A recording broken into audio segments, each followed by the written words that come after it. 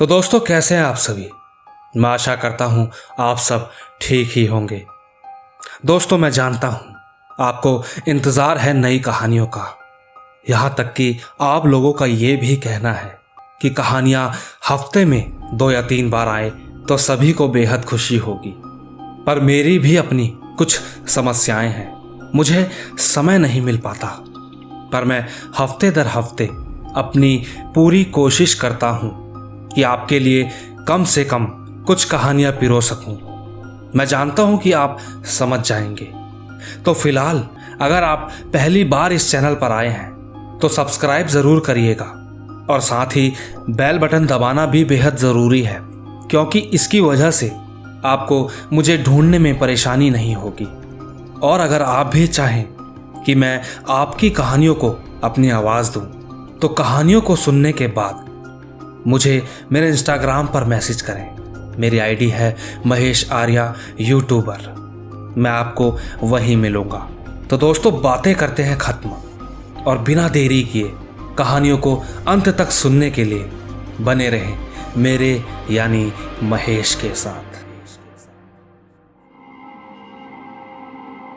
दोस्तों, आज जो मैं आपको बताने जा रहा हूं, शायद बहुत कम लोगों को इस बात का ज्ञान है, या जिन्हें पता है वह इन बातों का मजाक बनाते हैं। दोस्तों, अक्सर आप लोगों ने ये बात कभी ना कभी कहीं ना कहीं सुनी होगी, या फिर कह सकते हैं कि बड़े बुजुर्गों को इन बातों का ज़्यादा ज्ञान होता है।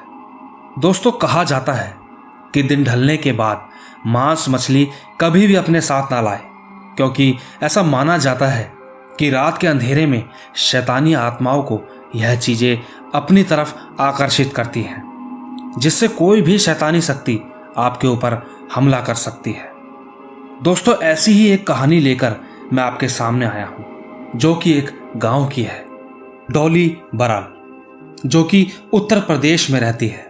यह हादसा आज से तकरीबन 39 साल पहले डॉली की नानी के साथ हुआ था।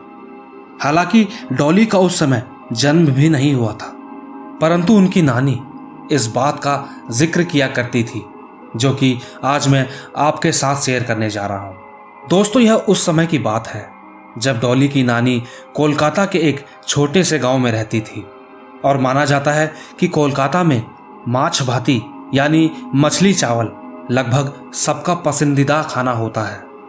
डॉली की नानी को भी मछली बहुत पसंद थी, और ऐसे ही एक दिन डॉली की नानी बाजार गई थी।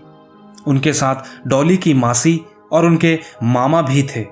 उन्हें बाजार में सामान खरीदने में काफी समय लग गया था, जिसके चलते शाम भी ढल चुकी थी। डॉली की नानी ने हाथ पर एक थैली पकड़ी थी, जिसमें वह बाजार से मछली लेकर आई थी। उन्होंने सोचा आज घर जाकर वह माछ भाती खाएंगे, और वह घर की तरफ बढ़ रहे थे। उस रात आसमान में काले बादल छाए हुए थे, और थोड़ी थोड़ी बारिश भी हो रही थी। वह तीनों लोग रेलगाड़ी की पटरी पर चल रहे थे। तभी डॉली की नानी को पटरी से दूर डॉली के नाना दिखाई दिए। उनको लगा वह इतना लेट हो गए हैं, डॉली के नाना उनको देखने आए थे। पर दोस्तों, उन्हें नहीं पता था कि उनके साथ अब आगे क्या होने वाला था। डॉली की नानी ने 2 या 3 बार आवाज लगाई। डॉली के नाना उनकी तरफ बढ़ तो रहे थे, पर कुछ बोल नहीं रहे थे। परंतु देखते ही देखते अचानक जो अभी तक डॉली के नाना थे, वो चीज अचानक से बदलकर एक गाय के रूप में आ गई। ये देख सब चौंक गए और डर के मारे कुछ नहीं बोल रहे थे। डॉली की नानी समझ गई थी कि ये कोई बुरी आत्मा है। वह दूसरे रास्ते की तरफ चलने लगी। वो बहुत ज्यादा डर गई थी, परंतु फिर भी उन्होंने हिम्मत करके अपने घर की तरफ कदम बढ़ाए, और डॉली के मामा और मौसी से कहने लगी कि वह राम नाम का जाप करें और बिल्कुल पीछे मुड़कर ना देखें। वह लगातार राम नाम का जाप करते रहे और आगे की ओर चलते रहे। वह बुरी आत्मा भगवान का नाम सुनकर पीछे तो थी, परंतु उनका पीछा छोड़ नहीं रही थी। अब डॉली की नानी ने अपने कदम और तेजी से बढ़ाए। उन्हें आगे एक मंदिर दिखाई दिया। वह जैसे ही उस मंदिर के पास आई कि अचानक वहां आकर वो बेहोश हो गए। मंदिर के पुजारी की नजर जब उन पर गई, तो वो भागकर 2-3 लोगों को उनके पास ले आया और जब वो होश में आई तो उन्होंने सबको सारी बात बताई। तभी तुरंत कुछ लोगों ने पटरी पर जाकर देखा तो उन्हें वहां कुछ नहीं दिखाई दिया। साथ ही कुछ लोगों ने उनका बैग चेक किया तो उसमें मछली थी, तो उनमें से किसी एक ने उस मछली को भी वहीं गाड़ दिया। कुछ देर बाद जब सब कुछ सही लगने लगा तो कुछ लोग उन्हें छोड़ने घर तक भी आए। वहीं दूसरी तरफ डॉली के नाना काफी समय से उनका इंतजार कर रहे थे। ये सारी बात जब उनको बताई तो ये सब सुन सब डर गए कि वो तो कब से घर पर ही हैं, बस उनका इंतजार ही कर रहे हैं। दोस्तों, इसके बाद सब समझ गए थे कि वह कोई शैतानी आत्मा थी जो उनके पीछे पीछे आ रही थी। दोस्तों, उस आत्मा ने किसी को कोई चोट तो नहीं पहुंचाई, परंतु डॉली की नानी आज भी उस रात को भूल नहीं पाई है। उनका मानना भी यही है कि शाम के समय किसी भी प्रकार का मांस लेकर ना जाएं। शायद वो किस्मत वाले थे जो उस दिन बच गए, पर उन्होंने इस बात का जिक्र करना आज तक नहीं छोड़ा। और जब भी वह इस बात का जिक्र करती हैं तो वो डर साफ साफ उनके चेहरे पर दिखता है। आइए दोस्तों, चलते हैं अपनी दूसरी कहानी की तरफ। दोस्तों, अक्सर लोग कहते हैं कि शाम होने के बाद पेड़ पौधों को हाथ नहीं लगाना चाहिए। कहा जाता है कि रात के समय आत्माएं पेड़ों पर ही सबसे ज्यादा होती है। दरअसल ऐसा ही कुछ हुआ था। झारखंड के रहने वाले मोहम्मद जसीम के एक साथी के साथ, जिसका नाम रूसी था। रूसी बचपन से ही मेहनती था। वह हर काम बड़ी ही मेहनत से करता था। बचपन बीत जाने के बाद जब सब बड़े हुए तो रूसी एक कंपनी में काम करने लगा। उसके काम करने के अंदाज से सब उससे बेहद खुश रहते थे, परंतु उसकी कंपनी जहां थी वहां एक बहुत बड़ा मैदान था जिसमें आम के पेड़ थे। पर कहा जाता था कि उस मैदान में आज से 70 साल पहले मुर्दों को जलाया जाता था। तब से उस जगह का नाम मुर्दा घर पड़ गया था। परंतु अब वहां कंपनी बन चुकी थी और वह मुर्दा घर एक पार्क बन गया था जहां ऑफिस के फ्री टाइम पर सब वहां जाया करते थे। वैसे भी ये 70 साल पुरानी बात है, तो कहां आज के लोग इन बातों पर विश्वास करते हैं। परंतु एक दिन जब रूसी को ऑफिस में काम करते हुए काफी समय हो गया था तो उसने सोचा क्यों ना घर को जाते समय वो पेड़ से आम तोड़कर घर ले जाएगा। परंतु वो कहां जानता था कि उसकी बेवजह की गलती उसके लिए खतरनाक साबित हो सकती थी। वो करीबन 9:30 बजे अपना काम खत्म करके उसी मैदान में गया जहां आम के बहुत सारे पेड़ लगे थे और उनमें से वो एक पेड़ पर चढ़कर आम तोड़ने लगा।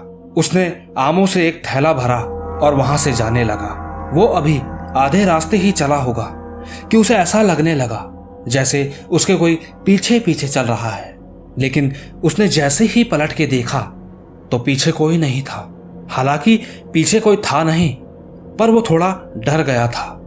उसे लगा कि ऐसा क्यों हो रहा है और फिर वो ज्यादा ना सोचते हुए आगे की तरफ बढ़ने लगा। रूसी का घर उसकी कंपनी से ज्यादा दूर नहीं था, इसलिए वह पैदल ही आया जाया करता था। वह जैसे जैसे आगे बढ़ता रहा उसे ऐसा लगने लगा कि सच में कोई उसके पीछे पीछे चल रहा है, परंतु जैसे ही वो पीछे को मुड़ता तो उसे कोई भी नजर नहीं आता। ये हरकतें बार बार होने पर अब वह बहुत ज्यादा परेशान हो गया था कि चलते हुए उसे रास्ते में 2 लोग और दिखाई दिए जो कि उसे उसकी तरफ ही आते दिख रहे थे। रूसी ने थोड़ी हिम्मत बांधी। उसे उम्मीद की एक किरण दिखाई थी। वो उनकी तरफ तेजी से बढ़ने लगा। उसने सोचा वह उनकी मदद से घर पहुंच जाएगा, क्योंकि उसे अब डर लगने लगा था। वो जैसे ही उनके पास जाकर उनसे कुछ कहता कि पहले ही वो दोनों खुद ही उससे बोल पड़े कि हमारे पेड़ से आम तोड़े हैं, कुछ हमें भी दे जाओ। इतना सुन रूसी एकदम चुप हो गया। वह उन्हें गौर से देखने लगा और समझ गया कि ये कोई आम लोग नहीं है, जरूर कुछ और बात है। वो वहां से भागने लगा, परंतु वो दोनों उसके पीछे ही थे और लगातार बस एक ही चीज कहे जा रहे थे कि हमारे पेड़ से आम तोड़े हैं, हमें भी दो। रूसी बहुत घबरा गया था और वो अब भागने लगा था। भागते भागते बीच में एक तालाब पड़ता है और रूसी जैसे ही तालाब के पास पहुंचा तो वो दोनों वहां से आगे नहीं आए, क्योंकि वहां पर एक मंदिर भी था जिसकी वजह से वो आगे नहीं आ पाए। परंतु वो लगातार पीछे से चिल्लाकर एक ही बात बोले जा रहे थे कि आज तो तू बच गया, तेरी किस्मत अच्छी है। दोस्तों, इतना कहकर वो उसकी नजरों से गायब हो गए। रूसी भी जैसे तैसे करके घर पहुंचा, पर वह घर के अंदर आते ही बेहोश हो गया। कुछ देर बाद जब उसको होश आया तो उसने देखा कि उसके सामने 2 तांत्रिक बाबा बैठे थे, जिनकी शक्ल हूबहू उन 2 आदमियों से मिल रही थी। वो दंग रह गया। उसे कुछ समझ नहीं आ रहा था। उसे यह भी समझ नहीं आ रहा था कि वो कोई सपना देख रहा था या फिर वो क्या था।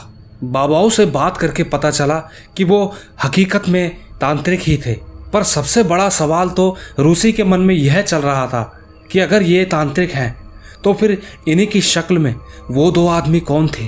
दोस्तों, इसके बाद से उसने इस बात पर भी गौर किया कि रात के समय पेड़ पौधों को हाथ नहीं लगाना चाहिए।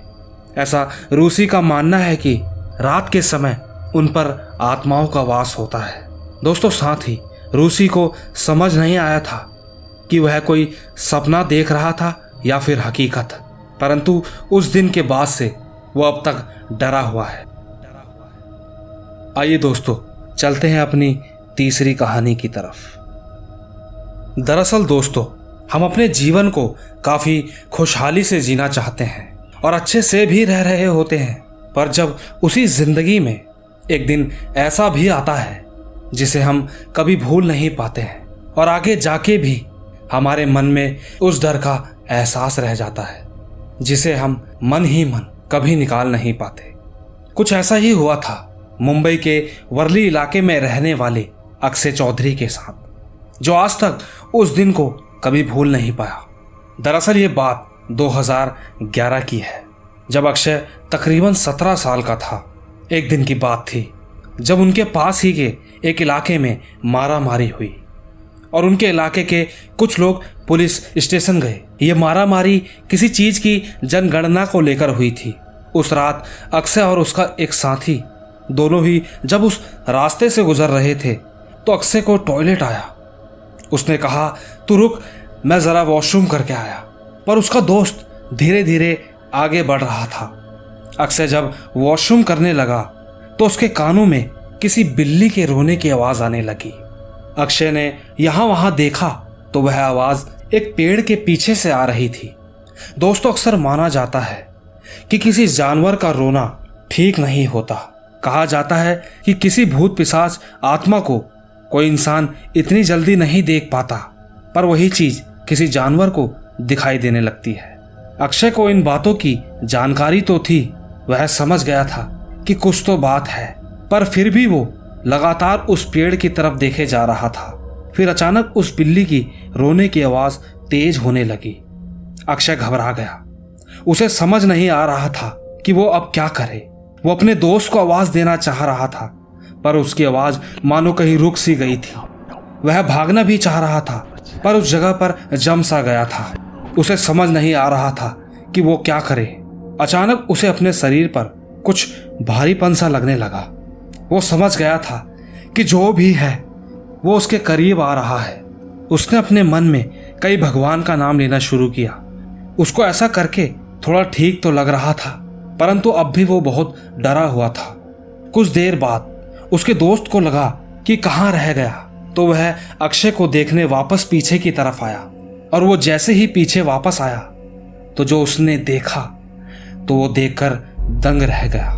उसने देखा कि अक्षय एक ही जगह पर खड़ा हो रखा है और वो कुछ बोलने की कोशिश कर रहा है, पर कुछ बोल नहीं पा रहा। ये सब देखते देखते अचानक उसको भी उस बिल्ली की रोने की आवाज सुनाई देने लगी। वह समझ गया था कि यहाँ कुछ ना कुछ तो है। वह भाग के अक्षय के पास गया और उसे खींचने लगा कि तभी अचानक अक्षय की आवाज जोर से चीखने की आई। इससे पहले कि वहां और कुछ होता, वो दोनों वहां से भागने लगे। भागते भागते उन्हें लग रहा था कि कोई उनके पीछे है, पर वह मन ही मन साईं बाबा का नाम लेकर भागते रहे और सीधे अपने मोहल्ले में जाकर ही रुके। उन्होंने पीछे मुड़कर देखा तो पीछे कोई नहीं था। उन्होंने घर पर यह बात सबको बताई तो सबने कहा कि हाँ, उस रास्ते में कुछ गड़बड़ है। बहुत लोगों ने उस रास्ते में बिल्ली की रोती हुई आवाज सुनी है। वो दोनों अपने आप को खुशकिस्मत समझने लगे कि उनके साथ कुछ हुआ नहीं, पर उस डर को अक्षय ने काफी करीब से देखा था, जो वो कभी भूल नहीं पाया। दोस्तों, माना जाता है कि कोई भी शैतानी शक्ति हमारे पास नहीं आती यदि हम भगवान का नाम लेने लगे तो। उस दिन भी यही हुआ। अक्षय साईं बाबा का नाम लेने लगा क्योंकि वह साईं बाबा का भक्त भी था। शायद उसी वजह से उसके साथ उस दिन कोई दुर्घटना नहीं हुई, पर उस दिन के बाद से अक्षय ने उस रास्ते से रात तो दूर दिन में भी जाना छोड़ दिया है। वो उस वक्त भी बहुत डरा हुआ था और वो आज भी डरा हुआ है। आइए दोस्तों, चलते हैं अपनी चौथी कहानी की तरफ। दोस्तों, मुंबई में रहने वाला एक छोटा सा परिवार जिसमें 3 लोग थे, मोहित और उसकी बीवी और उनका एक छोटा सा बच्चा भी था जो अभी 5 साल का ही था। वह अपने गांव गुजरात से दूर मुंबई में रह रहे थे। गांव में उनकी दादी थी जो अक्सर उनको गांव आने के लिए कहती रहती थी। मोहित को ऑफिस से छुट्टी ना मिलने की वजह से वह हमेशा यह कहकर बात टाल देता कि दादी बस जल्दी ही आएंगे। वह अपनी दादी से बहुत प्यार करता था और उनसे मिलना भी चाहता था, परंतु किसी कारण बस मिल नहीं पा रहा था। लेकिन कब तक। कुछ समय बाद उसे छुट्टी मिल ही गई और उसने बिना समय गवाए गांव जाने का फैसला कर लिया और अपनी बीवी बच्चे के साथ वह गांव निकल गया। उसकी दादी वहां अकेले रहती थी और ऊपर वाला कमरा उसके पिताजी ने रेंट पर दे रखा था, जिसका नाम विहान था, जो एक स्टूडेंट था। पर उन दिनों वह अपने गांव गया हुआ था, जिस वजह से वह रूम खाली पड़ा था। तो मोहित की दादी ने मोहित को वह कमरा दे दिया और कहा कि आज तुम सफर में थक गए होंगे, आराम करो, फिर अच्छे से बात करते हैं। उस दिन का वह दिन वो पूरे दिन आराम करते रहा, पर रात को जब वह दादी से बातें करके खाना खाकर वापस ऊपर कमरे में जाने लगा तो वहां कुछ अजीब सा होने लगा। सब लोग सो रहे थे तो मोहित के बेटे की नींद खुली। वह डर डर के अपने पापा को उठाने लगा। वह बार बार कहता कि पापा, वहां किचन से कोई देख रहा है। मोहित ने कहा, कुछ नहीं है बेटा, आ जाओ, मेरे पास सो जाओ। पर कुछ देर बाद मोहित की बीवी भी कहने लगी कि वहां सच में कोई है जो हमें देख रहा है। मोहित उठा और उठकर किचन की लाइट जलाकर देखने गया तो वह कहने लगा, देखो यहां तो कोई भी नहीं है, सो जाओ, डरने की कोई बात नहीं, यह हमारा ही घर है। और सब लोग फिर से सो ही रहे थे कि वह चीज मोहित को भी दिखाई देने लगी। उसका बच्चा बहुत डर गया था। वो एक साया था जो लगातार उन्हें देखे जा रहा था और अब तो वह उनकी तरफ ही बढ़ने लगा था। मोहित की बीवी ने मोहित से कहा कि वह हनुमान चालीसा पढ़े, तो वह हनुमान चालीसा पढ़ने लगा। वो साया उनके पास आकर बैठ गया। वह साफ दिखाई पड़ रहा था। वह उनको कोई नुकसान तो नहीं पहुंचा रहा था, पर मोहित का बेटा बहुत ज्यादा डर गया था। वह रोने लगा था। वह साया उसके बेटे की तरफ जाने लगा कि मोहित जोर जोर से पाठ पढ़ने लगा। अचानक वह रूह कहीं गायब सी हो गई, पर जाते जाते कुछ चीजों को जमीन पर ऐसे गिरा के गई जैसे वह बहुत गुस्से में हो। इसके बाद मोहित अपने बीवी बच्चों को लेकर नीचे दादी माँ के कमरे में आ गया और उन्हें ये सारी बात बताई। उन्होंने कहा, यहाँ कुछ नहीं है बेटे, ये तुम्हारा वहम होगा। पर मोहित का बेटा बहुत डरा हुआ था तो मोहित ने कहा, दादी हम आपके साथ ही सो जाते हैं, मेरा बच्चा बहुत डर गया है। दोस्तों, इसके कुछ दिनों तक वह दादी माँ के साथ ही सोने लगे। वह ऊपर कमरे की तरफ देखते पर वहां जाते नहीं और कुछ दिनों बाद वह वापस मुंबई के लिए निकल गए। पर फिर कुछ महीनों बाद मोहित की दादी का फोन आया। उन्होंने बताया कि बेटा, तुम्हें याद है जब तुम यहाँ आए थे तो यहाँ कुछ हुआ था। मोहित ने हाँ का जवाब दिया। उसकी दादी ने कहा, वह सच था, क्योंकि तुम्हारे जाने के कुछ दिनों बाद जब वो लड़का वापस आया जिसे हमने ये कमरा किराए पर दिया था, उसका भी कुछ दिनों बाद बर्ताव बदलने लगा। उसके कमरे में से दो दो आवाजें सुनाई देती थी। तो हमने एक बाबा को बुलाया तो उन्होंने बताया कि एक लड़के की आत्मा है जो इसे परेशान कर रही है। असल में यह पहले मर चुका था। इसने अपने ही घर में खुद को आग लगा ली थी। तब से यह इस घर में आ गया है, पर यह किसी को काफी समय से कुछ नहीं कर पा रहा था। पर जाने अब इसे क्या हो गया है। तो बाबा की मदद से उसे यहाँ से मुक्त कर दिया गया है। इतना सुनने के बाद मोहित भी डर गया था, पर वो इस बात का शुक्र अदा करने लगा कि उसकी फैमिली के साथ कुछ भी नहीं हुआ, वह सब ठीक है। दोस्तों, इसके बाद वह काफी बार अपने गांव गया, पर फिर वहां कभी वैसा कुछ भी नहीं हुआ जैसा कि पहले हुआ था। पर दोस्तों, मेरे मन में एक सवाल अभी भी खटक रहा है। मेरा एक सवाल है जिसका जवाब आपकी तरह मैं भी जानना चाहूंगा कि अगर उस लड़के ने अपने ही घर में खुद को फांसी लगाई तो वो इस घर में क्या कर रहा था। चलिए दोस्तों, चलते हैं अपनी आखिरी कहानी की तरफ। हेलो दोस्तों, मेरा नाम ध्रुव है और आज जो मैं आपको बताने जा रहा हूं वो एक सत्य घटना है जो मेरे काफी करीबी दोस्त के पिताजी के साथ बीती थी, जिनका नाम बिजोंग है।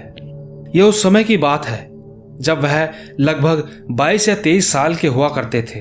उन्होंने जब यह बात हमें बताई तो डर के मारे हम उनकी किसी भी बात का कोई जवाब नहीं दे पा रहे थे, क्योंकि जिस गांव में वह रहते थे हमने उस गांव के बारे में बहुत कुछ सुना था। कहा जाता है कि आए दिन उस गांव में कुछ ना कुछ होता था, जिसकी वजह से वहां डर का बहुत दहशत फैला हुआ था। और कहा जाता था कि वहां पर एक पुल था जहां पर लोग शाम ढलने के बाद उस पुल से नहीं जाते थे। कहते थे कि वहां शैतानी शक्ति रहती थी जो अब तक बहुत से लोगों की जान ले चुकी थी। दोस्तों, हम अंकल की कहानी को सुनकर इसलिए ज्यादा डर रहे थे क्योंकि उनके साथ जो हादसा हुआ था वो भी उसी पुल पर हुआ था। वही पुल जिस पर साफ साफ लिखा था कि शाम ढलने पर इस रास्ते से ना जाएं। यह हादसा तब हुआ था जब अंकल की मम्मी यानी मेरे दोस्त की दादी की तबीयत खराब थी और उन्हें दवाई की जरूरत थी। तो उस समय अंकल अपनी साइकिल लेकर मार्केट गए थे। सब जानते थे कि उन्हें काफी समय लग जाएगा, तो साथ में ही वह किसी को ले जाएं, क्योंकि आप लोग जानते ही होंगे आज भी ऐसे कई गांव हैं जिनके आसपास कोई दुकान नहीं होती। उन्हें कोई भी सामान लेना हो तो उन्हें बाजार जाना पड़ता है और बाजार गांव से दूर होता है। तो वह अपनी साइकिल लेके जल्दी से बाजार के लिए निकल गए और शाम ढलने पर घर से बाहर जाना ठीक नहीं था, परंतु दवाई भी लानी जरूरी थी। उन्हें बाजार पहुंचते पहुंचते ही काफी समय लग गया था। वह उसी पुल से गए थे। उन्होंने भी जाते वक्त वही बोर्ड पढ़ा था जिसमें लिखा था शाम होने पर इस रास्ते से ना जाए। उन्होंने बाजार पहुंचकर दवाई तो ले ली थी, परंतु घर भी जाना था। पर उन्होंने वह बोर्ड पढ़ा था तो वो पहले ही डरे हुए थे, पर उन्हें घर भी पहुंचना था क्योंकि घर पर सब उनका इंतजार भी कर रहे थे। तो उन्होंने कुछ ना सोचते हुए बाजार से घर के लिए निकल गए। रास्ते में जैसे ही वह उस पुल के पास पहुंचने वाले थे तो तेज बारिश होने लगी। वह सोच में पड़ गए कि अचानक ये बारिश कैसे होने लगी। अभी तक तो सब कुछ ठीक था। इसके चलते वह साइड में रुक गए क्योंकि ऐसी बारिश और इतने तेज तूफान में जाना सही नहीं था। तो वह बस अब बारिश के रुकने का इंतजार करने लगे। जब तक बारिश रुकी उन्होंने कुछ ना सोचते हुए जल्दी से अपनी साइकिल के पहियों को मारने लगे, परंतु जैसे ही वह निकल ही रहे थे कि उनके पीछे से किसी ने उन्हें आवाज दी, उनका नाम पुकारा। वह पीछे मुड़कर देखने लगे तो वहां कोई आदमी था। वह उनसे आकर कहने लगा कि वह भी आगे तक जा रहा है, क्या वो उनके साथ ही चल सकता है। तो अंकल ने कहा हाँ बिल्कुल, क्योंकि उनका अकेलापन भी थोड़ा ठीक हो रहा था। तो वह साथ साथ चलने लगा। उस समय अंकल बीड़ी पीते थे। वह बीड़ी पीने लगे, पर जाने क्यों वो आदमी उनसे दूर दूर चल रहा था। पहले उन्होंने इस बारे में कुछ नहीं सोचा, फिर वह सोचने लगे कि जब उसने उन्हें पीछे से आवाज दी थी तो उनका नाम लिया था, पर वह तो उसको जानते नहीं, तो वह उनका नाम कैसे जानता है। लेकिन इसके बाद भी वह ज्यादा ना सोचकर आगे बढ़ने लगे। परंतु फिर अचानक जो आगे हुआ उसे देख अंकल की आंखें खुली की खुली रह गई। वह जैसे ही उस पुल को पार करके आगे गए तो वहां एक पोल की लाइट जल रही थी, तो अंकल को अपनी परछाई दिख रही थी पर उस आदमी की नहीं। अंकल यह सब देख अचानक रुक गए और घबरा गए। जब उस आदमी ने कहा कि क्या हुआ, तो कुछ नहीं कहकर वह फिर आगे बढ़ने लगे।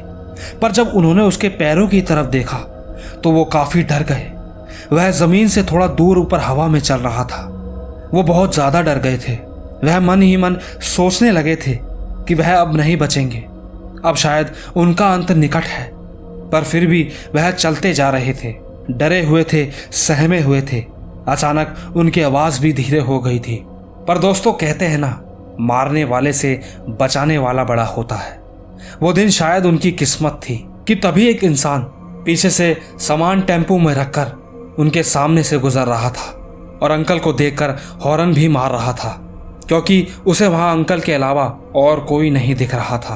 पर हैरानी की बात तो यह है कि वो बात किससे कर रहे थे। पर फिर भी जैसे ही वह अंकल के पास पहुंचा तो अंकल अचानक से उसकी तरफ देखने लगे। ऐसा लग रहा था जैसे वो कहीं खो गए थे और वह उस टेम्पो ड्राइवर को देखकर बेहोश हो गए।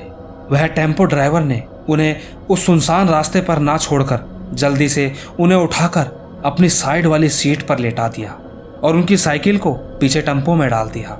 और उस रात वो उन्हें अपने घर ले आया, क्योंकि उनका घर तो वो नहीं जानता था। तो उस समय उसे जो सही लगा उसने वही किया। दोस्तों उस पूरी रात अंकल के घर पर सब परेशान हो रहे थे कि वो कहाँ चले गए, सही होंगे या नहीं। दूसरी तरफ जब सुबह अंकल को होश आया तो उन्हें बहुत तेज बुखार था। उस टेम्पो ड्राइवर ने बिल्कुल भी देरी ना करते हुए एक बाबा को बुलाया और जब बाबा आए तो उन्होंने बताया कि यह आदमी वहां बहुत डर गया था, इसलिए उस शैतानी शक्ति की परछाई इसे छू गई। पर परेशान होने की कोई बात नहीं, ठीक हो जाएंगे। उन बाबा ने उनके हाथ में एक कलावा बांधा और थोड़ी ही देर बाद अंकल बिल्कुल ठीक हो गए। इसके बाद उस टेम्पो ड्राइवर ने उन्हें उनके घर पर छोड़ा और अंकल जब घर पर आए तो सब परेशान थे। पर सबकी परेशानी तो और बढ़ गई जब उन्होंने वो कल वाली बात उन्हें बताई। सब भगवान का शुक्र अदा करने लगे कि अंकल को कुछ नहीं हुआ। पर दोस्तों वह इंसान जरूर भगवान का ही कोई रूप होगा जिसने अंकल को उस दिन बचाया और उन्हें वहां ना छोड़कर अपने घर ले गया। उसने उनकी जान बचाकर इंसानियत की एक नई मिसाल कायम की थी। दोस्तों उसके कुछ दिन बाद अंकल उस टेम्पो ड्राइवर से मिले और उनसे कहा कि वह इंसान नहीं बल्कि फरिश्ता है जिन्होंने उनकी रक्षा करी और उन्हें अपने घर ले आया। दोस्तों वैसे सच कहूं तो इंसान ही इंसान के काम आता है। दोस्तों हमारे अंकल हमेशा कहते हैं कि उनका ये नया जीवन सिर्फ उस टेम्पो ड्राइवर की वजह से है, पर साथ ही वह कभी भी इस घटना को नहीं भूल पाए। दोस्तों यही थी हमारी आज की कहानियां। आशा करता हूं आपको जरूर पसंद आई होगी। अगर आपको कहानियां अच्छी लगी हो तो इसे लाइक, शेयर और कमेंट तो जरूर करें। मैं मिलता हूं आपको जल्द ही अगली कहानियों में। तब तक के लिए बाय बाय।